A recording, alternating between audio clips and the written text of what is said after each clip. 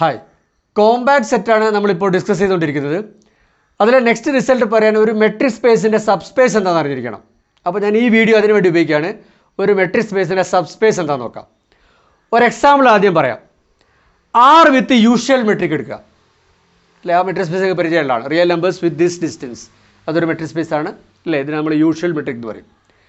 അപ്പോൾ ആ മെട്രിക് സ്പേസിൻ്റെ ഒരു സബ്സെറ്റ് ആണല്ലോ ഈ ക്ലോസർ 0 എന്ന് വിളിക്കുന്ന ഈ സെറ്റ് അല്ലേ? 0 മുതൽ 1 വരെയുള്ള എല്ലാ റിയൽ നമ്പേഴ്സും ഇൻക്ലൂഡിങ് 0 and 1. അത് ആർ വിത്ത് യൂഷ്വൽ മെട്രിക്കിൻ്റെ ആ മെട്രിക് സ്പേസിൻ്റെ സബ്സെറ്റാണ്. ഇത് എന്താ ഇവിടെ മാറ്റിയെടുത്ത് ഇതിന് റിയൽ നമ്പേഴ്സിൻ്റെ ഈ സെറ്റിനെ മാറ്റിയെടുത്ത് ഇവിടെ വരച്ചു.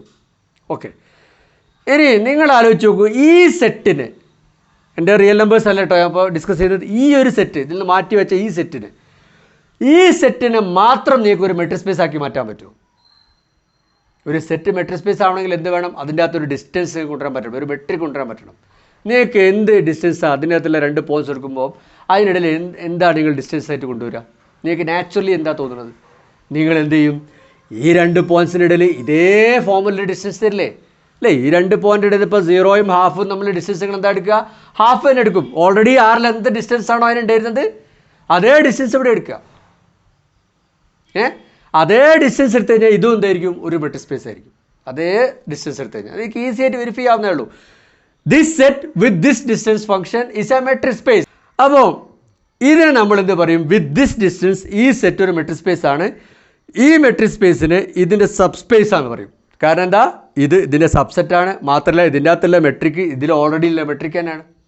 ഒരു കാര്യങ്ങൾ പ്രത്യേകം ശ്രദ്ധിക്കണേ, ഈ സെറ്റിനെ മെട്രിക് സ്പേസ് ആക്കാൻ ഇതേ മെട്രിക് തന്നെ വേണമെന്നുണ്ടോ? ഇല്ലല്ലോ. ഫോർ എക്സാമ്പിൾ ഇതിൻ്റെ അകത്ത് ഡിസ്ക്രീറ്റ് മെട്രിക് ഉണ്ടോന്നൂടെ? അപ്പോൾ അതൊരു മെട്രിക് സ്പേസ് ആയിരിക്കില്ലേ? പക്ഷേ ആ മെട്രിക് സ്പേസ്, അതായത് ഇതിൻ്റെ അകത്ത് ഡിസ്ക്രീറ്റ് മെട്രിക് കൊണ്ടുവരുമ്പോൾ ഉണ്ടാവുന്ന മെട്രിക് സ്പേസ് ഇല്ലേ, അത് ആർ വിത്ത് യൂഷ്വൽ മെട്രിക്കിൻ്റെ സബ്സ്പേസ് ആണെന്ന് പറയൂല. ആർ വിത്ത് യൂഷ്വൽ മെട്രിക്കിൻ്റെ സബ്സ്പേസ് ആയിട്ട് ഇതിനെ പരിഗണിക്കണമെങ്കിൽ ഇതിൻ്റെ അകത്ത് യൂഷ്വൽ മെട്രിക് തന്നെ വേണം, മെട്രിക് മാറാൻ പാടില്ല. ക്ലിയർ ആണല്ലോ? യെസ്. ഇത് ഞാൻ ജനറലി ഒന്ന് പറയട്ടെ. ഒരു മെട്രിക് സ്പേസ് എക്സ് ഉണ്ട് with a metric D in it.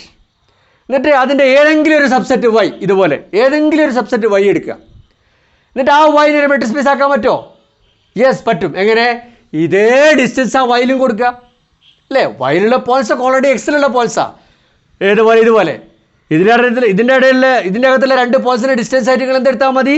എൻ്റെ ആറിൽ അതിനെന്ത് ഡിസ്റ്റൻസ് ആണോ നേരത്തെ കൊടുത്തിരുന്നത് അതേ ഡിസ്റ്റൻസ് എടുക്കുക. അതേപോലെ വൈൻ്റെ അകത്തുള്ള 2 പോയിൻറ്റ്സിൻ്റെ ഡിസ്റ്റൻസ് ആയിട്ട് എന്തെടുക്കുക?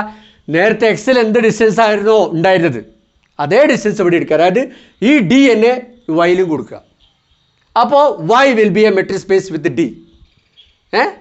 ആ മെട്രിക് സ്പേസിനെ എക്സിൻ്റെ സബ്സ്പേസ് എന്ന് പറയും. ശ്രദ്ധിക്കുക, അതേപോലെ ഇവിടെ ഡി ആണെങ്കിൽ ഈ സബ്സെറ്റിൽ നിങ്ങൾ ഡി എന്നെ കൊടുക്കണം മെട്രിക് ആയിട്ട്.